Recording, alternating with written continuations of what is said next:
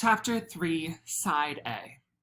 If I could afford a Lateo procedure, I'd give Genevieve the money so she could forget me, but since that's never gonna happen, I'm outside trying to sketch what our future will look like if we stick together.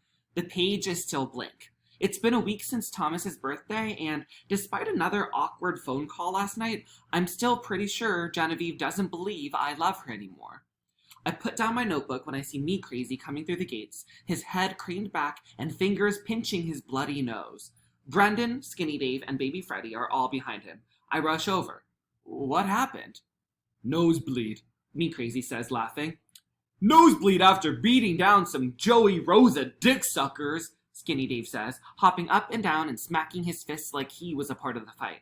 Whenever we brawled with kids from the Joey Rosa projects, he always bitched out and hid in bodegas or behind trash cans. What the fuck did they do to you? Brendan sits me crazy down at the bench. We were walking by when the usual suspects ran their mouths because we partied on your boy's roof. Danny blew a kiss at me crazy and got his shit rocked. Me crazy wrecked them all, Skinny Dave shouts. Baby Freddy and Skinny Dave are walking to Good Foods to grab some tissues, and I hear them recapping their favorite part of the fight. When me crazy made Danny kiss the bottom of his boot 7 times. I don't even think Danny is gay, but that kind of stuff just sets me crazy off like little white party poppers. He's fucking insane, but at least he's on our side. And, here's one of my problems. If I don't choose Genevieve, I'll find myself on the receiving end of a boot to the face. Before I head out to meet Genevieve, I suddenly have a big to-do list. It ranges from balling up socks to color-coding my comics to add some life to my corner of the living room. But I snap out of it because I'm excited to see her, or at least I'm telling myself I am, because it's how I would have behaved if I were going to see Thomas. On the phone last night, Genevieve mentioned there's a flea market opening up today, and I invited myself along because that's what a good boyfriend does. When I see her, I make it a point to tell her something really nice about herself, like how much I love the constellation of freckles running down from her neck to her shoulder blade. I'm trying to prove to her that she's my universe and I orbit within her. Simple as that. I learned how to be this way because of my friends. Not directly, of course, since Brendan blasts his way through girls and Skinny Dave is always texting multiple prospects simultaneously, but anti-role models are just as enlightening. And at the very least, she seems to appreciate the effort. Or she pretends she does. The flea market is packed. We pass by boring vendors selling buttons, shoelaces, tube socks, and underwear. She tries on some emerald earrings by one table, and I walk off a little bit to find a comic worth buying. I check out the next table, and there's a sign that reads, Vintage Video Games. They have the old Nintendo cartridges for Pac-Man, and Super Mario Bros. 3, and Castlevania, all priced for $20 or more with a marker. I nod at the guy in the Zelda shirt and move on to the next table with all these fridge magnets. I consider buying one for Thomas, but that would just be an excuse to go see him, so I don't, even though there are words crawling around my brain that I want to come out and say. I turn Genevieve, and Genevieve isn't at the jeweler table anymore. I tiptoe and find her waving me down. I make my way to her, and she's holding a blue moleskin sketchbook. What do you think? I want to make sure you actually like it before I surprise you with it. I don't need a new notebook, I say.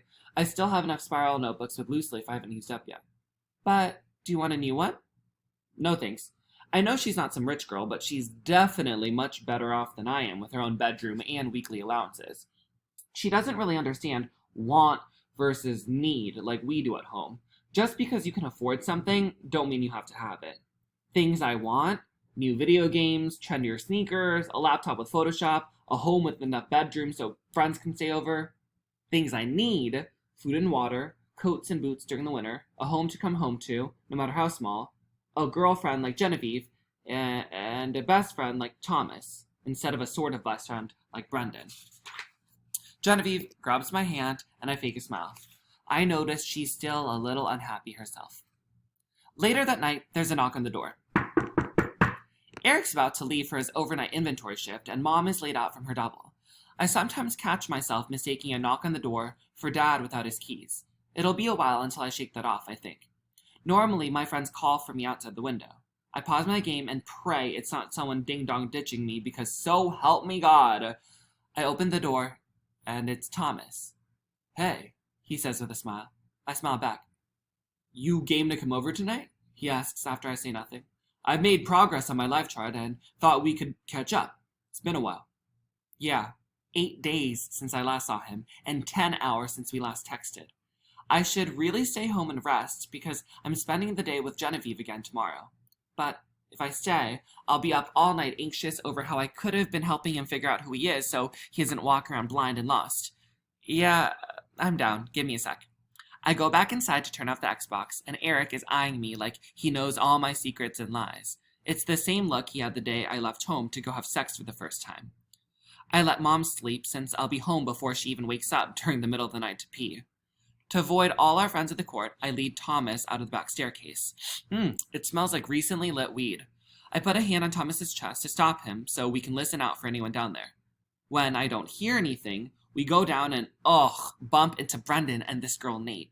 Nate's real name is Natalie, but she's been reinventing herself as a dude for the past 4 years with thick braids, fake gold medallions, fitted hats, and basketball jerseys. Brendan looks at Thomas but asks me, What are you doing here, eh? Heading out. I see the packet of weed in his hand. You? Business, Brendan says. You would have been busted if I was a security guard, I say. Nah, their loud-ass keys always give them up. I could have been someone who would have snitched. My grandfather doesn't care what I do to bring home paper, Brendan says, rubbing his fingers together. I should finish up here. Yeah, I say. When we leave, I hear Brendan ask Nate something. You sure you don't like guys? We stop into Good Foods, and Thomas buys Pop-Tarts, sour candy, and enough bags of potato chips for a party of 6. It's nice out, so we go up to his roof and play cards. It's a little dark, but Thomas saved a green paper lantern from his birthday that miraculously still works. I tear into the sour candy and ask him, So, what's new with your future? I figured out something big, about who I want to be. Thomas downs his top pop and burps, or more like who I don't want to be. I don't know if it's the sugar or where he could be going with this, but I'm a little shaky. And who's that? I don't want to be a director, Thomas says, exactly the kind of thing you expect to hear from someone who is so young and lost. I just don't think I'm as passionate about it as I thought I was. Think about it. I haven't ever filmed anything or even put up a video on YouTube. All I do is look up directors and watch movies as if that's all it takes. But you've been writing scripts, I say. He shrugs. I don't have any real stories to tell. I can write all the scripts I want, but I'm only 17 and I haven't lived anything interesting enough to write about. When your life sucks, your story sucks. Sometimes your story is worth reading about because your life sucks, I say. And I don't think your life sucks. Sure it does. I don't know what I want to do when I'm older. You're my only real friend. My mother's always working and never has time for me, and my father might be dead for all I know. Thomas immediately looks up at me, horrified. I'm sorry, that was such a dickhead thing to say. I want to tell him that it's okay, that it's not like my father killed himself because of me, but that will only sound like his father left because of him. So I say nothing. It's quiet except for the wind. I throw her back onto the ground. I think it's okay for you to be confused by things right now, Thomas. We're young and figuring shit out, but our lives don't completely suck. Take it from the kid whose bedroom is a living room. I just want the future figured out, you know? He grins. Maybe we should invite your girlfriend up here with her tarot cards to lay it all out for us. I'm not sure how much longer we'll be dating, I say, looking down. Why is that? Thomas asks, and I can see from the corner of my eyes that he has lowered his head too. Things, aren't what they once were, and I think I'm going to take a page out of your book and put some distance between me and her. I'm tugging at my sleeve now, something I used to do as a kid whenever I got really nervous. I love her and I want to know her forever, but we don't fit. I get that. I'm staring very hard at my hands now. I feel weird talking like this. Do guys do this kind of thing? Hang out and talk about love? You ask that like you haven't been a guy your entire life. Some dudes make their mind a prison. I like living outside of bars. If we're different, that's fine with me. He's right. I will dare to be different.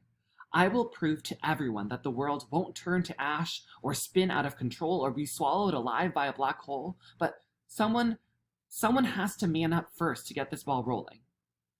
Look, there's something I want to tell you, but it has to stay between us, I say. The words almost sound like they're being spoken by someone else, and you can't go running away. Please tell me you have a superpower, like you're actually a descendant from aliens or something. I've always wanted to be the best friend in a superhero movie who keeps a superhero secret. Thomas says, sorry, too many movies. Of course you can trust me, Stretch.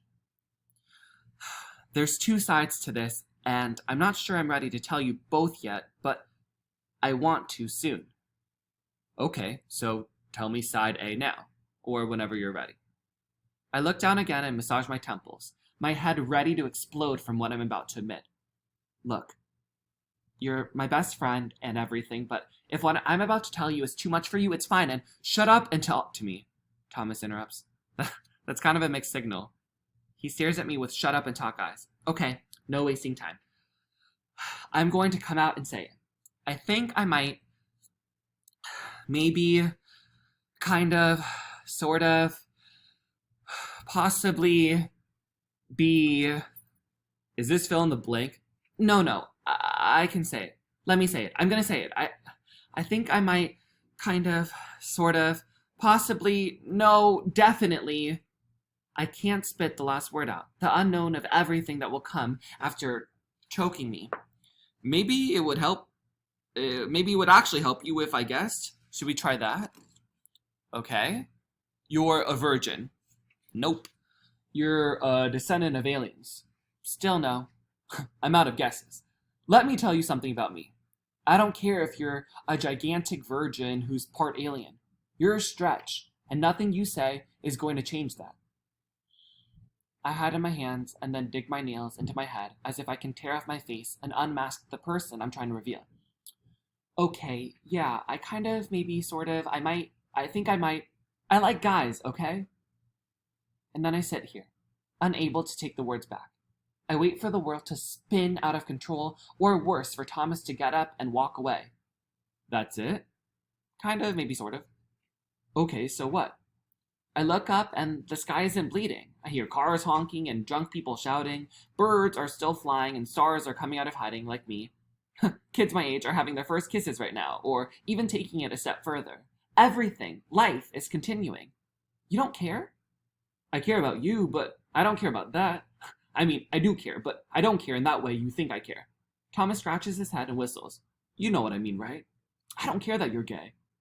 Can we maybe use a different word? I'm still wrapping my head around this. He gives me a thumbs up. Dude, this is your business. If a code word makes you feel more comfortable, I'm in. I don't have anything in mind. How about dude-liker? It sounds pretty matter-of-fact. Yeah, I say. It sucks how a word that's supposed to mean happiness can somehow feel warped. It's your call, dude-liker. So, no one knows? Just us.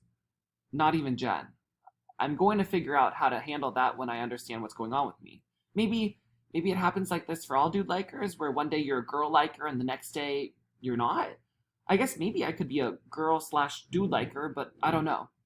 Thomas readjusts himself, coming a little toward me, or maybe just lean my way for a second. So, what do you think changed everything? You did, I want to say, but I don't. It's quiet. This silence makes me uncomfortable, like I'll never be comfortable again. If I play my cards wrong, I'll not only lose my privacy, but maybe rob myself of my happiness too. I've been thinking about my happy ending even more than usual, probably because you're trying to engineer yours right now. I don't think I'll ever be happy until I figure out who I am, and it comes down to me not being 100% happy with the life I have. Do you mind being a dude-liker? I don't know yet. Obviously, I'm scared for my throat being a dude-liker around here, but I'm not exactly rushing to tell everyone tomorrow. I also don't think I'll be campaigning anytime soon with other dude-liker-friendly organizations. I mean, if they can create a future where I can get married to another dude without it seeming like a big deal, then good on them. I'll remember to send a fruit basket or something. Thomas laughs, and I know this is it. This is when he confesses that he's been pranking me and dropping signs he likes guys, too, just to get me to say it. Fruit basket? Pun intended. You're an asshole and I hate you. He's rocking back and forth, and when his laugh finally winds down, though I wouldn't have mind watching him for a few more seconds, he says, So, what's next? Are you on the hunt for a guy in your happy ending? Oh, I have zero clue. Thomas inches toward me, for sure this time, and folds his hands in his lap. Well, this all kind of reminds me of that blackout a few years ago. Remember? I was outside when it happened, and it was so dark I could barely see my own hand, let alone what was up the street. But I kept going forward, step by step, until I reached a familiar corner. Sometimes you just have to push ahead to find what you're looking for. Do you still have the fortune cookie you ripped that off of? Nah, had to get rid of the evidence. I smile, and like earlier, it feels legit, 'cause it always is with him. But there's still a sinking feeling in my chest. I don't know what else I can say to him that'll make him feel comfortable enough to, do what I just did. Since he doesn't ever lie, I wonder what he would say if I just directly asked him if he likes dudes too. If he says no, I would know that he's capable of lying, but if he says yes, I don't know how I would feel by dragging it out of him like that. Maybe you look distressed, or maybe I'm a mind reader, but I want you to know that nothing's different, Stretch. Sure, you do things differently, and that's okay. Nothing's changing, Thomas says, and he wraps his arm around my shoulder as if this were ordinary. This is the guy who makes me happy. Thanks for being telepathic, I say. I pat his knee. So, I guess this means I'm no longer allowed to call no homo anymore, right? It doesn't matter. Thomas laughs, and I want every night to be like this, where we can just laugh against each other without it being weird. But for tonight, this is enough. From the shapes cast by the green paper lantern, you would never know that there were two boys sitting closely to one another, trying to find themselves. You would only see shadows hugging, indiscriminate. Chapter 4. Remember that time. Instead of manning up, I've been standing outside in the pouring rain for the past 20 minutes under Genevieve's window. A cab with an ad for the Lateo Institute drives through a puddle and soaks my jeans. I really, really wish Genevieve could just forget me. And I really, really wish I had another pair of pants right now. I finally go upstairs and leave my sneakers outside the door. I almost slide across her hallway in my wet socks, but she holds my hand and keeps me steady. I almost come up with a bullshit excuse about how we should stay out in the living room so I don't get her bed wet, when I actually have other reasons not to go in there, but she leads and I follow. The flea market is totally closed today, Genevieve says. She helps me out of my hoodie and pinches my nipple through my white shirt. It tickles, but I barely laugh. Bright side of having a terrible father is he's never around. We sit on her bed. She kisses me, and I know I should push her off, but I don't. I love you, she says. And before there's an awkward silence where I don't say it back, she adds, remember that time your soaking wet jeans ruined my bed? The game has lost its spark, and maybe it's because of my low spirits, but it's also very likely because it's kind of sort of definitely ridiculous to ask me to remember something that it's happening right now. I'm being unfair. I sit up, cross my legs, hold her hands, and play along. Remember that time we bought water guns last summer, and I chased you around Fort Will Park, and you kept calling time out and sprayed me whenever I stopped? She sits up and dangles her legs in mine. Remember when we kept riding the subway back and forth last February because it was too cold to go outside? Which was stupid because it was even colder when we finally got off at 1 a.m, I say, recalling how the cold was killing us, me especially, since I'd wrapped my jacket around her. Remember that time we were writing each other messages in a crossword puzzle during study hall and I got taken away? I lost the evidence on how you misspelled tornado with an E. Genevieve punches me. Remember that time we texted each other using only song titles? And how about that time it started raining when we were rowing the boat in Central Park and I started panicking? Genevieve laughs. While playing this game might be even worse than being intimate with her, it's both the right and wrong time to stroll down memory lane. Remember that time we time traveled together on my birthday and you told me you loved me? She climbs into my lap and feels up my arms. We look into each other's eyes, and when she leans in to kiss me, I let her because this will be the last kiss we share, whether she knows it or not. Then she rests her chin on my shoulder, and I hold her hard. Remember that time I was a better boyfriend who gave you happy memories like these? I feel her try to pull back so she can meet my eyes again and tell me that I'm a good boyfriend, but I continue holding her because I can't look her in the face and do this. I'm not the guy we're remembering anymore. She stops resisting. She holds me tighter too, her nails digging into my arms. Are you? You are, aren't you?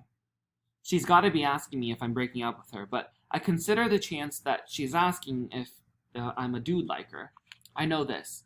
The part of me that was playing straight for so long wants to lie and tell her that I can transform back into the person she needs me to be, except that's not who I am anymore or who I ever should have been. So I just nod and say, yeah. I'm about to apologize and try to explain why, but she breaks free from my hug and sits at the edge of her bed with her back to me. Genevieve was the girl who brought me home after my dad killed himself and let me cry in a way I never would have in front of my friends. She tutored me in chemistry when I was failing, even though I was always too absorbed by her to actually pay attention. When her father started bringing home younger girls for the first time since her mother died, I distracted her with weekend outings like a trip across the Brooklyn Bridge and people watching in Fort Will Park. And now, she's the girl who won't let me hug her. It's because of him, she says. I bullshit her. I don't know what you're talking about. She's crying and doesn't let me see her face like usual, and she throws me my hoodie. You can go. So I do. Chapter 5, Another Fight. How to play Scoutsies. Some people draw their Scoutsies boards with chalk, but we properly outlined ours with yellow paint against the black asphalt ground years ago. There are 13 numbered squares, box 13 in the center, and you have to flick a cap across the board in numerical order. First person hit all 13 wins. Making the caps has always been the coolest part. Whenever we go through gallons of milk or water in our homes, we keep the caps, or sometimes steal them right out of store fridges, and pour an even amount of candle wax inside so they have some weight and don't blow away whenever the wind surprises us. My mom likes skim milk, so my cap is blue with yellow wax from one of her Santeria candles. I'm playing with Baby Freddy, green cap, red wax, Brendan, red cap, orange wax, and Skinny Dave, blue cap, blue wax. Thomas should be joining us soon. Baby Freddy's on his knees and elbows, measuring the distance between the starting line and box 13. If you get in the box on your first move, you automatically win. He flicks the cap, and it falls short. Brandon flicks his cap next, and it's like a comet, both in appearance and its glide. He lands in box 1, then box 2, and misses box 3. Yo, hey! I was trading in some games yesterday, and guess what I found? Legend of Iris! I laugh. We bought it when we were 12 because there was a rumor that the developer, some beautiful girl in her late 20s, hid a picture of her ass in the game as some sort of erotic Easter egg. We played for hours, using cheat codes to speed the game along, but no dice. The great ass hunt of 6th grade. Good times. Yeah. Here's the thing. I remember genuinely being a girl like her when I was younger. I asked girls out on dates, was offered a blowjob at 14 if I pretended to be this girl's boyfriend to get her ex jealous, which I did, but pussied out when she unbuttoned my pants. And I only focused on the girls when watching straight porn. In January, I was freaking out about what to get Genevieve for Valentine's Day, only for her to tell me a couple weeks later she doesn't believe in celebrating it. Major relief, but also super real. I play my turn after Skinny Dave goes, and it's a direct hit with Baby Freddy's cap, sending it out of the board. I go again and miss box number 1. By the time Thomas shows up, Brendan and I are on our way to box 7. After my turn, we fist bump, and I hand him the cap I made for him. Green top, yellow wax. Can I jump in, guys? No way, you'll catch up, Brendan says. Is that a challenge? Sure. Maybe you'll beat Skinny Dave, at least. Thomas lines his cap to the left of the starting line, flicks and lands right in box number 13. Brendan kicks his cap. That's motherfucking bullshit! We don't have to count it, Thomas offers. New game, Brendan calls out as he retrieves his cap. He makes Thomas go first, and I feel like Thomas might have missed box number 13 on purpose this time around. I go next and get as far as box number 4 before missing. Thomas asks, how'd Genevieve take the news yesterday? Brendan is about to flick his cap when he looks up. What news? I sort of broke up with Genevieve. Brendan stands. You're shitting me. What? No, things are so crazy at home, and Brendan picks up his cap and hurls it. Why the fuck does this kid know before us? What makes him so fucking special? Stop playing like you've been around to help me figure my shit out. Before I can do anything to stop it, before I can actually register that this is happening, my sort of best friend Brendan charges toward my best friend Thomas.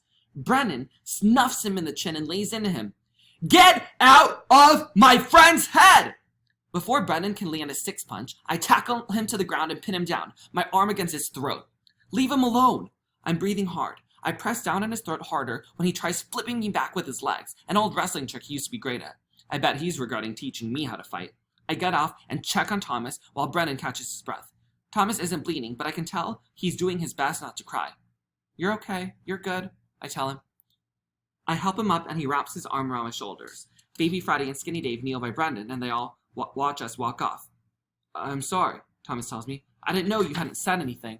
Stop. It's not your fault. He's a fucking asshole. He rubs his face and his eyes squint. A tear escapes. You didn't have to take my side, Stretch. I kind of, sort of, definitely, always will. Chapter 6, Side B. Defending Thomas yesterday was instinctive, but not easy. If someone were to write my biography, there would be many stories about Brendan and Baby Freddy and me crazy and the rest of the crew. They're my history. But I slept okay last night knowing I chose the person who agrees with the happy ending I'm building toward, not the ones who would punch in a face to demolish it. I brought beer over to Thomas's house earlier today. Perk of being a cashier at Good Foods is how I get away with checking people's IDs, but no one has to check mine when I cash out. I sit up against his bedroom wall, chugging back the rest of my third Corona as Thomas twists his fourth PBR open. I get another two, not just to catch up, but because I need a drink when I catch Thomas icing his bruised eye with a freezing can. I'm sorry for the thousandth time. I don't know what got into him. He thinks I'm stealing you away from them, Thomas says, like it's okay he got snuffed because my friends are all jealous of all the airtime he gets. Do you ever think you'll tell them? Side A? Maybe one day I'll move away and send a postcard saying, hey, I like guys. Don't worry, I never liked any of you because you all suck. Thomas looks left and right, then over his shoulder, and peeks out his window. Sorry, just making sure Brendan's not hiding around here to punch me before I ask his next question. We both laugh. You think you'll ever tell Genevieve? I don't know. I haven't even heard from her the past couple of days. I have words I can say, I guess, but I'm scared she'll take it as a blow, like she turned me this way or something. I'd have to be there for that conversation. It won't be for another few eons, so hang tight. Who's your celebrity crush? What? I'm trying to help you get more comfortable with everything. Okay then, Emma Watson. I answer. He raises a large skeptical eyebrow. Look, she was awesome as Lexa the Enchantress in the Scorpius Hawthorne movies, and if she wanted to marry me, I would magically be straight again. But on the dude side of things, I'm gonna have to go with Andrew Garfield. Slinging around with Spider-Man would be badass. How about you? Natalie Portman really won me over in Garden State. I even loved her in Star Wars Episode 1. She was the only good thing about that trilogy. Not exactly what I was hoping to hear, but I've got 3.5 drinks in me on an empty stomach, so I'm feeling ballsy. Who would your guy crush be? Like, if I had to go gay for someone? Yeah. Thomas lays back and rests his head on his pillow, kicking his knees up. He chugs his PPR like a funnel until it's empty. Oh, I gotta go with my dude Ryan Gosling. He has swag, and I couldn't help but want to be him after watching Drive. Yeah, I would ride shotgun with him. I agree. PBR me. I toss the can to him like an overhead basketball pass, and we cheer when he catches it. He opens it, and beer sprays all over him. I'm drunk laughing on the floor, which is the same thing as regular laughing, except it's obnoxiously louder and only happens when you're drunk. Thomas is drunk laughing too while he changes into a new shirt. He's gotta know, always watching him change is a killer on me. A turn on with no payoff. He puts on a yellow sleeveless shirt. Get up. I'm gonna teach you how to fight. No thanks, Stretch. Unless you're bench pressing girls all the time, you're wasting your muscles. I've seen wrestling. Wrestling's fake. Come on, get up. He puts down his PBR and joins me in the middle of the room. Awesome. So next time Brendan or anyone comes at you, you're gonna lay them out. How to street fight. You are your own weapon. But if you happen to have some brass knuckles or a baseball bat in a particularly nasty fight, more power to you. Okay, for starters, I cut myself off and trap him in a headlock. Never wait for someone else to swing first. I let him go and he wobbles. Before he can protest, I swing and stop an inch from his face. The nose is a good spot to aim for because even if you miss, you have a good chance at clocking them in the jaw or eye. But if you're dead set on breaking the nose, a headbutt is the way to go. I grab his shoulders, lean my forehead against his, and stare into his somewhat intoxicated eyes as I fake a headbutt into his nose over and over. That's a lot of violence to absorb in 1 minute, Thomas says. I'm thinking I'm good for the night. You'll be good when... I swing at him again, but this time he catches my wrist with one hand and grabs my leg with other, pinning me to the floor. Thomas smiles. I told you I'm good for now. He pats my shoulder and sits across from me on the floor. We'll go for round 2 later on. I'm just happy you'll be able to put those muscles to use. Maybe I should work out more too, at least for the look. I'll be your friend, muscles or not, Thomas says. I'm going to tattoo that promise on you as a reminder. I'm never getting a tattoo. What if I decide I want to take up underwear modeling? I can't have YOLO running across my heart, Thomas jokes, or at least I hope he's joking. I get up and grab a marker from his desk. I sit down next to him and palm his shoulder. You're getting a tattoo right now. What do you want? No way, he says laughing. I know he wants one. Come on. If you don't end up as an underwear model, what tattoo would you want? I'm scared of needles. This is a marker? Fine. How about one of your little fortune cookie quotes? Surprise me. I hold his wrist, steady his arm, and begin drawing a stick figure holding a movie slate. It'll one day be very meta, if meta is still a thing. My scar is pressed against his forearm, and if I had as much hope in life back then as I do now, it would have never existed in the first place. This all feels so right, and I like my chances with telling him side B. Thomas? Stretch? Were you shocked when I told you side A? A little. You're just so different from any other friend I've ever had, and it's also why I wanted to be your friend in the first place. It's funny that he says this while I shade in his stick figure's eyebrows, one of my favorite things about him. But when you told me, I didn't care. I was honored you trusted me. Of course, you're my favorite person, I say without a doubt. Thomas isn't just someone I want in my life. I need him to stay happy, to keep the death out of my life, to make being who I am easier. It sounds stupid, but I think you're my happiness. I rub his shoulder. When he turns to me, I trace his eyebrows from one to the other, and I lean in and kiss him. Thomas pushes me off and gets up. Dude, I'm sorry. I'm straight, you know. Hearing those words, that lie, feels like every wrong thing in the world. Heart attacks, gunshots, starvations, fathers who leave you on your own. I blink to fight back the tears. I thought that you... Sorry, fuck. I've just had too many drinks. I feel like a fucking idiot. Fuck, sorry, fuck. I look up at him and he's covering his mouth. Say something. I don't know what to say. I don't know what to do. You can forget about it, what I did and what I said. I can't lose my favorite... I can't lose my best friend. Yeah, I can forget, Stretch. I'm gonna go home, sleep off everything. It's raining. He says it so matter-of-factly that his words loop through my head again, as if they should have been obvious. I'm straight, you know. I'm straight, you know. I'm straight, you know. Do you want an umbrella? It's just rain. He tells me something, but I can't hear him over the echoes. He reaches out for my shoulder and pulls back. I'll talk to you later. I feel his eyes on me as I let myself out of his window, almost knocking his Buzz Lightyear toy off the ledge. I reach the bottom and turn around to see if he's been following me. But he's not there, not even looking out his window. I'm alone. Garbage, tumbling by, creates hurtling shadows underneath street lamps. I stop at an almost even distance between my house and his, feeling like I belong nowhere now. I collapse onto the curb and just sit there under the expectation Thomas will come for me. And the reality is killer. Chapter 7, Late Night / Early Morning Thoughts. 12:22 a.m. The moon needs to get the fuck out my face. We don't have blinds, of course, and I can never keep my back to the window because Eric's side of the room is always glowing from late night gaming. I sit up and I see Brendan, Skinny Dave, and me crazy passing a cigarette around on the jungle gym. I fall back down so they don't throw a handball at my window. I reach for my sketchbook and I see the black ink from the marker on my fingertips. I can't draw right now. 1:19 a.m. I can't even remember what I liked about Thomas.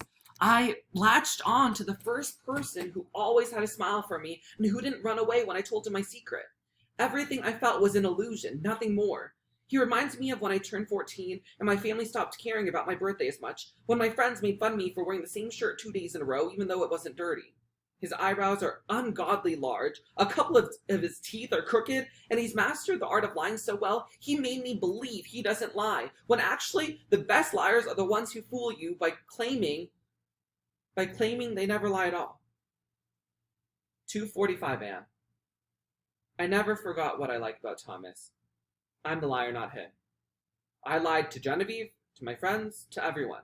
But I pushed my limit, and here's the truth. This is the most painfully confusing time in my life, and he is the first person who said all the right words to me, and reminds me of the first days of summer where you leave home without a jacket, and my favorite songs playing over and over, and now he may never talk to me again. 5:58 a.m. I remember this time last year. Whenever I was in insomniac mode, I could put on my shoes and go visit my dad down the block at work. I remember this time 2 months ago, I could call Genevieve, who would wake up to talk to me. I remember this time last week, I could go outside and talk about nothing with Brendan and the guys if they were still out. I remember this time yesterday. I could be sleeping over at Thomas's house without it being weird. I have lost all these people. I'm left with a brother who snores. I'm left with post-programming infomercials about acne medication, suicide prevention lines, and animal charities. I get up to turn off the TV before reruns of old and unfunny comedies come on, but one final ad catches my attention. Lateo. It promises forgetting and moving on. I sneak into my mom's room and I steal her pamphlet.